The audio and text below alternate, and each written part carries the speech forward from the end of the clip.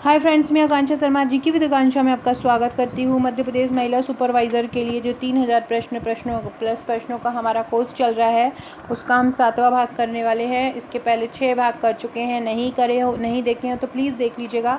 बहुत ही शानदार super duper प्रश्नों का कलेक्शन है और ये जो मध्य प्रदेश महिला सुपरवाइज़र के नोट्स के साथ आपको हमारे 3000 प्लस प्रश्नों की एक बुकलेट मिलती है।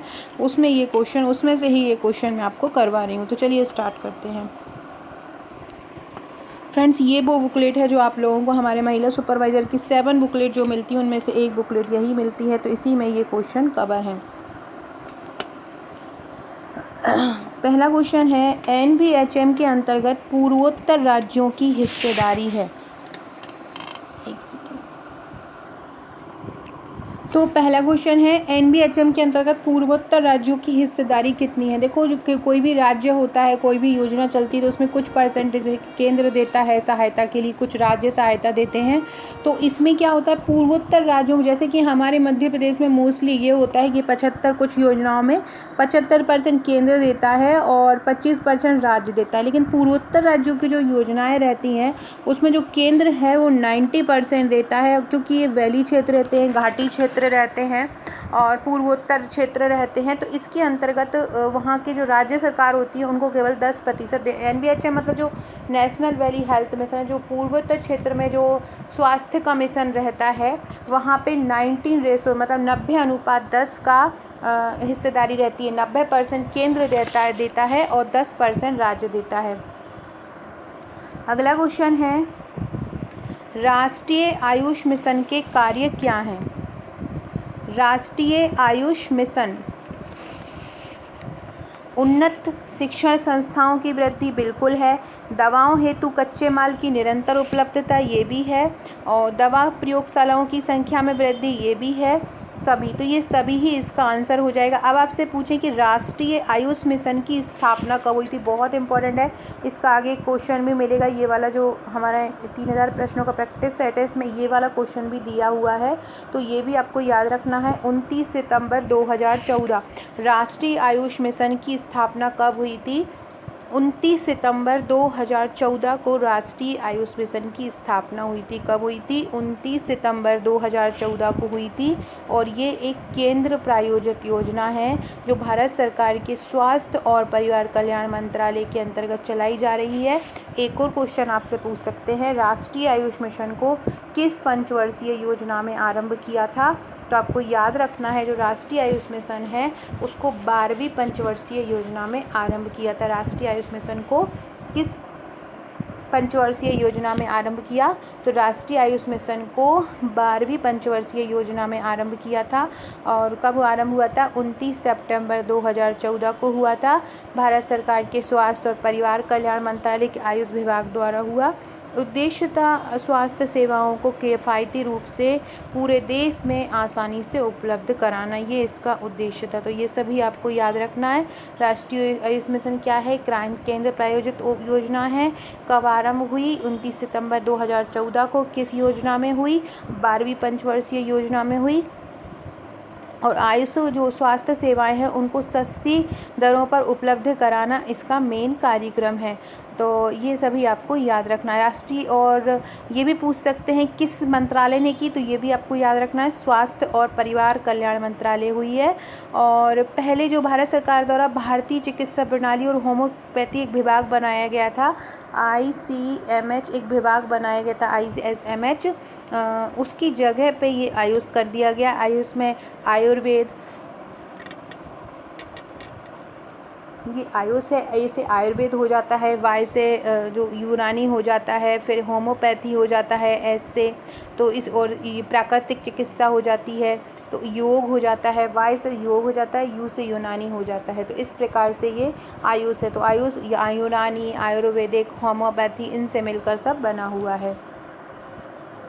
अगला क्वेश्चन है, विजया राजे जननी कल्याण बीमा योजना बहुत ही महत्वपूर्ण है, बहुत ही महिलाओं से जुड़ी हुई ये योजना है। मध्य प्रदेश सरकार द्वारा इसको आरंभ किया गया है। विजया राजे जननी कल्याण बीमा योजना को 10 मई 2005, 12 मई 2005, 2006 5 मई 2006 या 9 मई 2008। देखो विजयाराजे जो जननी कल्याण बीमा आई थी वो 12 मई 2006 में आई थी। गर्भवती महिलाओं को इस योजना का लाभ दिया जाता है। किसको दिया जाता है? गर्भवती महिलाओं को इसका लाभ दिया जाता है। तो ये भी आपको ध्यान रखना है। इसका उद्देश्य था, एक मिनट रुकिएगा, इसका उद्देश्य क्या है कि ये जो 12 मई है ना, कहीं कहीं पर ये 16 मई भी लिखा हुआ होता है। ऑप्शन में अगर 16 मई आता है या तो 12 मई देंगे, 16 नहीं देंगे, तो ये 16 मई 2006 ऑप्शन लगाइएगा। तो याद रखिएगा, विजयाराजे जननी कल्याण बीमा योजना कब आई थी? 16 मई 2006 को आई थी विजयाराजे जननी कल्याण बीमा योजना। और इसका उद्देश्य था मातृ मृत्यु दर को कम करना और संस्थागत प्रसव को बढ़ाना। संस्थागत प्रसव को बढ़ाना इसका उद्देश्य था। क्या था? संस्थागत प्रसव को बढ़ाना इसका उद्देश्य था।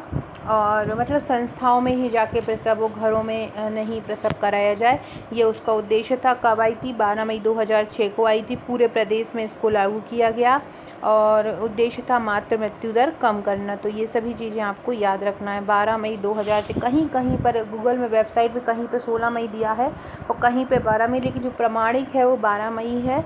तो 12 मई 2006 को वो लोग जो देंगे ना एग्ज़ाम में, वो आपको 12 ही मई देंगे। तो विजयाराजे जननी कल्याण बीमा योजना कब आरंभ हुई थी? 12 मई 2006 को हुई थी। मध्य प्रदेश सरकार द्वारा हुई थी ये। इसका उद्देश्य क्या था?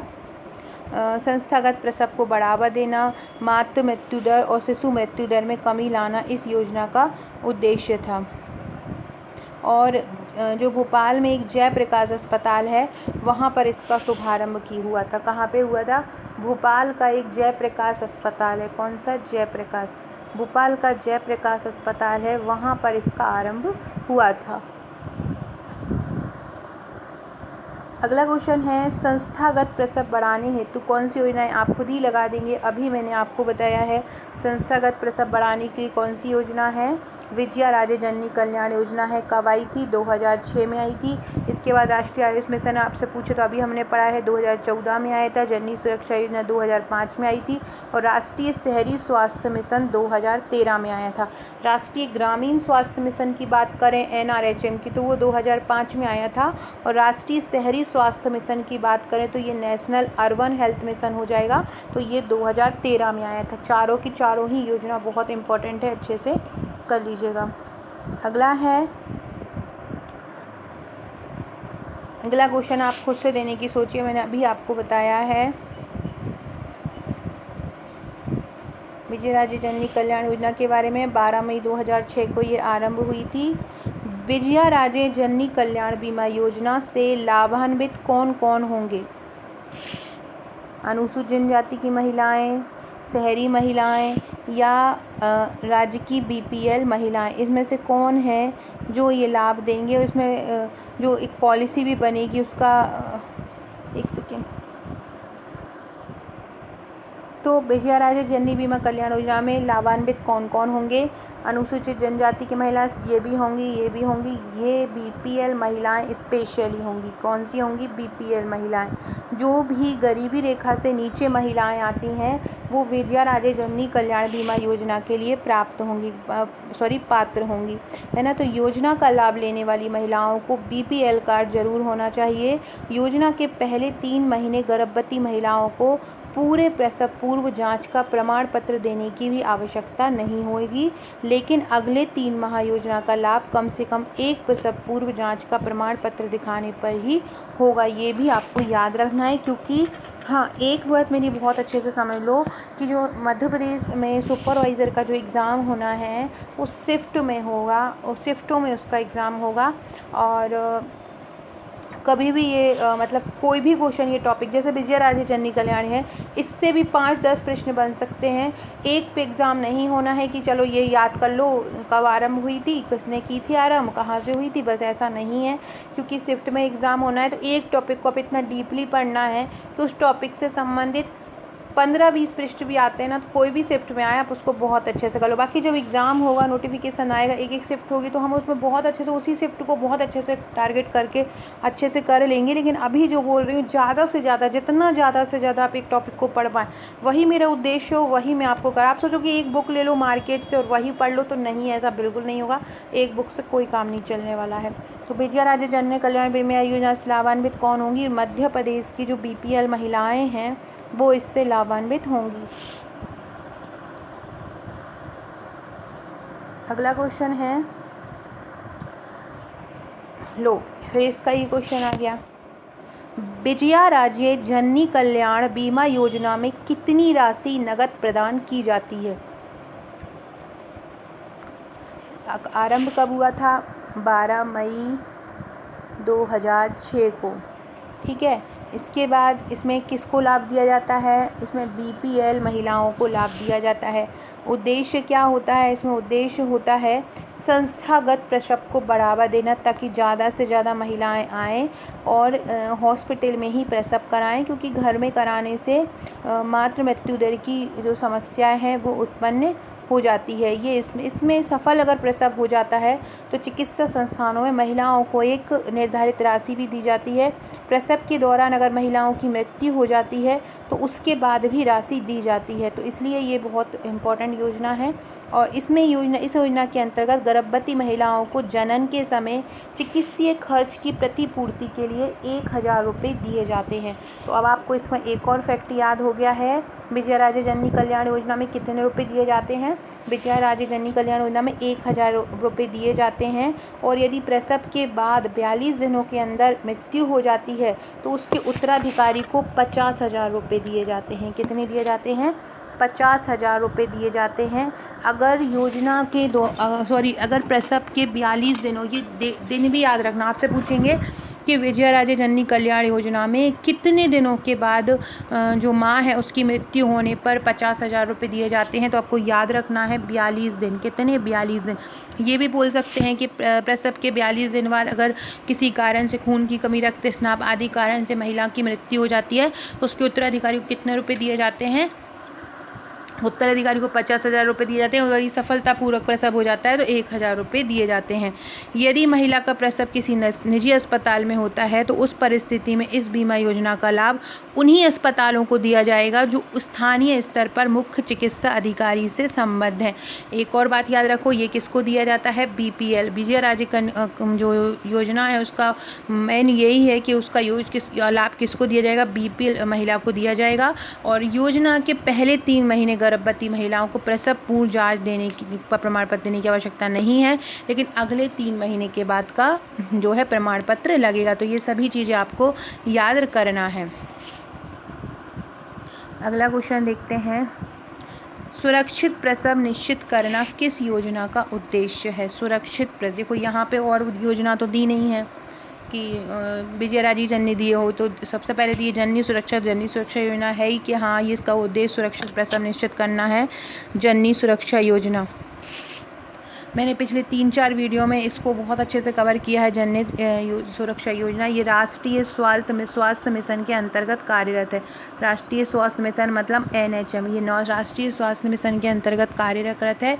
इसका उद्देश्य है गरीब गर्भवती महिलाओं को संस्थागत प्रसव को बढ़ावा देना है। तो ये सभी आपको ध्यान, इसमें क्या होता है, जो ग्रामीण क्षेत्र की महिलाएं होती हैं उसमें 1400 रुपये मिलते हैं, और जो शहरी क्षेत्र की महिलाएं होती हैं उनको 1000 रुपये मिलते हैं। इसके अलावा आयुष योजना भी हमने पढ़ा है। राष्ट्रीय आयुष मिशन 2014 में आया था और आयुष योजना 2018 में आई थी। अगली है सबला योजना, जिसको राजीव गांधी सशक्तिकरण महिला सशक्तिकरण योजना भी बोलते हैं, सबला योजना को, है ना। तो इसका उद्देश्य, सबला योजना का उद्देश्य पोषण और स्वास्थ्य में सुधार करना।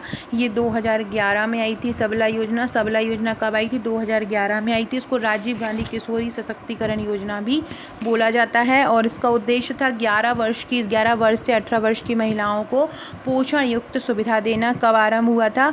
1 अप्रैल 2011 में आरंभ हुई थी सबला योजना। महिला बाल विकास मंत्रालय द्वारा आरंभ हुई थी, ये भी याद रखना। सबला योजना किसके द्वारा आरंभ हुई थी? महिला बाल विकास मंत्रालय द्वारा आरंभ हुई थी। जन औषधि योजना, जन औषधि योजना वो है कि जैसे कि कोई ऐसा है जो दवाई नहीं खरीद पा रहे हैं तो एक फ्री में दवाई उपलब्ध कराने के लिए 2000 जो प्रधानमंत्री जन औषधि योजना आरंभ हुई थी वो 2018 में आरंभ हुई थी। और पहले इस योजना का नाम 2014-15 में जन औषधि योजना का नाम 2014-15 में जन औषधि योजना आई थी, जिसको 2018 में बदलकर प्रधानमंत्री जन औषधि परियोजना कर दिया था। तो ये भी आपको ध्यान रखना है। अगला है निशुल्क परिवहन सुविधा गर्भवती महिलाओं को किस योजना में दी जाती है। जननी एक्सप्रेस। एक्सप्रेस से ही समझ में आ रहा है, एक्सप्रेस से ही समझ में आ रहा है कि इसमें कुछ दिया जाता है। जननी एक्सप्रेस योजना, एक्सप्रेस से ये समझ में आ रहा है कि इसमें परिवहन है, यहाँ पे परिवहन सुविधा है, तो ये एक्सप्रेस में ही होगी। तो इस योजना का इसका स्वास्थ्य मंत्रालय ने आरंभ किया है। सबसे पहले ये ध्यान रखो जननी एक्सप्रेस योजना का आरंभ किसने किया है? स्वास्थ्य मंत्रालय ने किया है। और ये एक संस्थागत और सुरक्षित प्रसव है। इसमें 24 घंटे एम्बुलेंस या परिवहन की सुविधा होती है। 24 घंटे आप इसको यूज़ कर सकते हैं और 24 घंटे आप कभी भी प्रसव इसके द्वारा ले आप अपना हेल्प करा सकते हैं। 15 अगस्त 2005 को ये भारत सरकार के सहयोग से आरंभ हुई थी जननी एक्सप्रेस योजना। गर्भवती माता, बीमार चिकित्सा बच्चे होते हैं उनको सुरक्षा प्रदान करने के लिए ये योजना आरंभ हुई थी।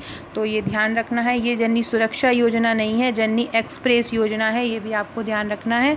कब आरंभ हुई थी? 15 अगस्त 2005 को आरंभ हुई थी। इसकी पात्र है कोई भी गर्भवती महिला इसकी पात्र है। और लाभ इसके क्या है कि घर बैठे एक एम्बुलेंस की सुविधा होती है और प्रसव के पहले और प्रसव के बाद भी यहाँ पर सुविधा होती है। इसके बाद दीनदयाल अंत्योदय योजना के पात्र जो अभ्यर्थी हैं वो भी इस योजना के पात्र रहते हैं। अगला क्वेश्चन देखते हैं।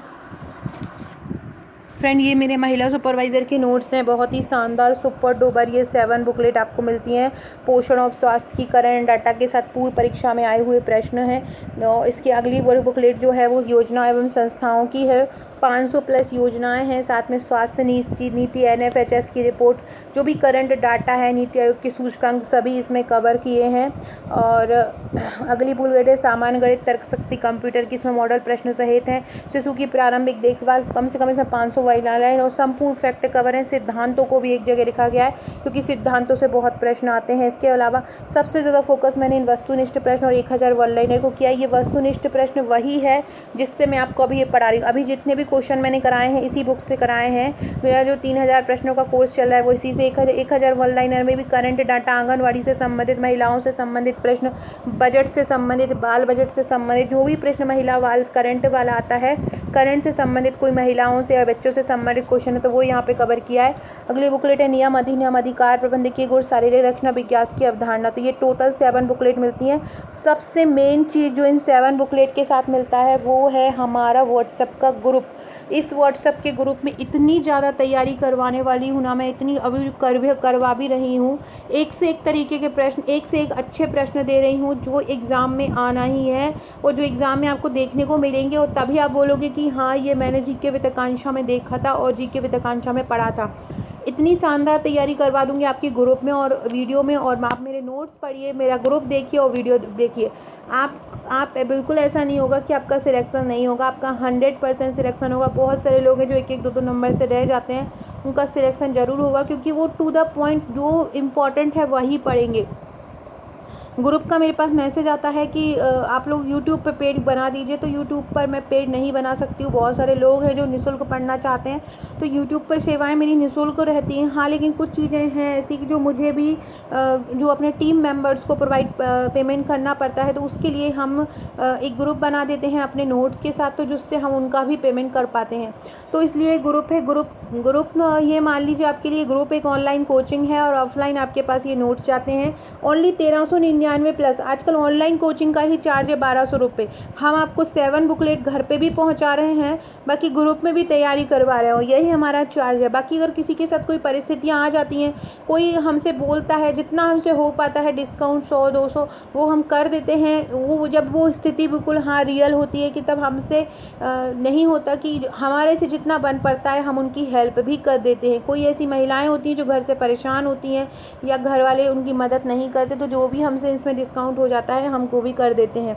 तो अगर आप हमारे ये नोट्स लेना चाहते हैं प्लस ये प्रैक्टिस सेट लेना चाहते हैं, 3000 MCQ की बुकलेट लेना, 1 लाइनर प्लस हमारी ये 7 बुकलेट, तो आप हम अपने घर पे मंगा सकते हैं। भारत में 7 से 8 वर्किंग डेज़ में ये पहुंच जाएंगे।